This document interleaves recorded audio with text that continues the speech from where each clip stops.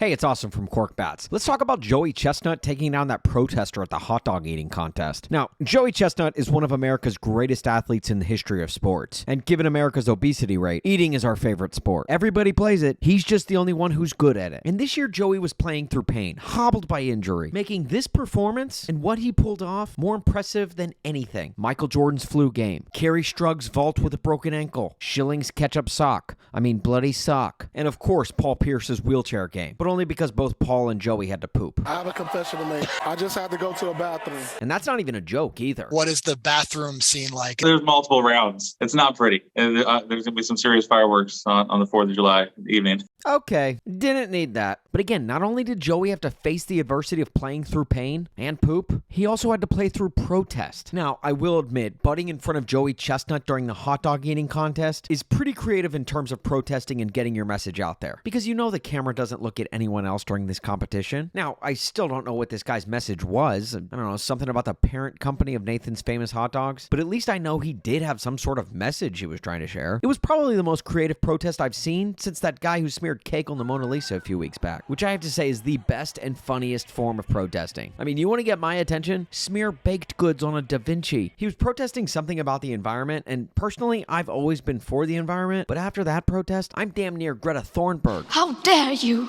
All because a guy pied Mona Lisa in the face. Now, on this July 4th, the day obviously started like normal. The prelim to the hot dog eating contest was the lemonade chugging contest. The winner of this obviously gets a trophy, a cash prize, and type 2 diabetes. This event is in its second year, and this year was won by Eric Badlands Booker, who you might remember as a competitor from former hot dog eating competitions. He set a record with his chug before giving arguably the greatest post-game interview in the history of sports. Badlands, how do you feel?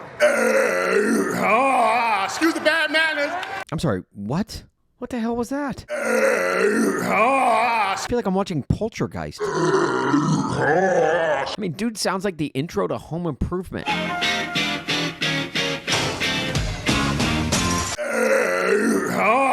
I mean, like, did he mean to do that? Because he apologizes for it right after. Sorry. And the look this guy gives is basically all of us. Honestly, for those of us watching, we probably thought that was the funniest thing we'd see all day. That was awesome. But then came the protester put down. So we pick up early on in the competition. Joey's at 17 dogs, which is only like 20% of his world record intake. So JoJo's just working on his appetizer when out of nowhere, this dude in a dollar store Darth Vader mask makes his way out from the back. Now, where did Darth Vader come from? I don't know, but there are plenty of Star Wars movies to explain his origin. All I can tell you is he moseys his way out from the back and kind of runs out like a video game character. So Anakin makes his way to the front and on the way gives a nudge to the nut. And if there's one thing you don't do in competitive eating, it's hip check competitors.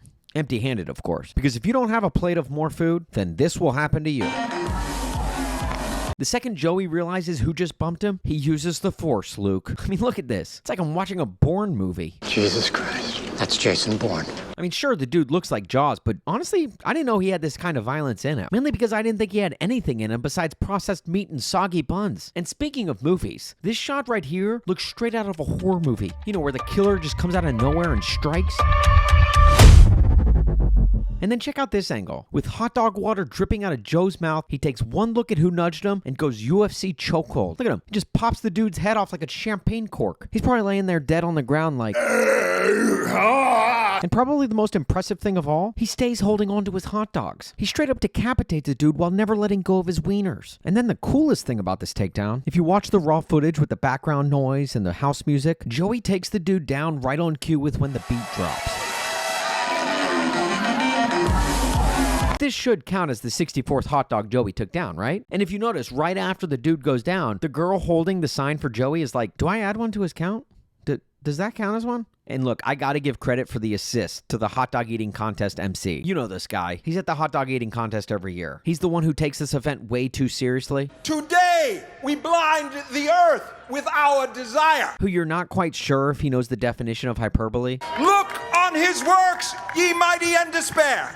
For he has surpassed the kings of Egypt. Okay, take it easy, buddy. You know, the dude who is clearly unaware that hat technology has evolved since Prohibition. But at least his hat isn't as dumb as the people in the crowd wearing foam hot dogs on their heads. Watch the MC's reaction time on this. He sees the dude sprinting to the front of the stage and quickly starts chasing him, like a temple guard from Legends of the Hidden Temple, which I guess fits because the dude ends up getting rocked like Olmec. That boy is dead. Now, you may feel bad for the guy getting his neck snapped like the animals he's probably there protesting, but honestly, I feel worst of all for the other competitors in this competition. I mean, think about it for a second. You scarfed down 40 plus hot dogs in 10 minutes, which is still a crap ton of hot dogs, and you still don't even come close to beating a guy who had to form tackle protesters in the middle of his run. But to me, these guys aren't the biggest loser, nor is it the protester. The biggest loser at the Nathan's hot dog eating competition is this guy, the guy who not only showed up hours early to get a spot up front just to watch people eat for 10 minutes, but then on top of that, felt the need to show his support further by making a sign, and a sign that's not even that creative. Time to eat? A 4-year-old's artwork on the refrigerator feels like this doesn't need to be shown off. But look, I guess his sign was still better than the protesters, which let this be a lesson to any future protesters out there. If you want to drive your point home, just smear pastries on Renaissance paintings.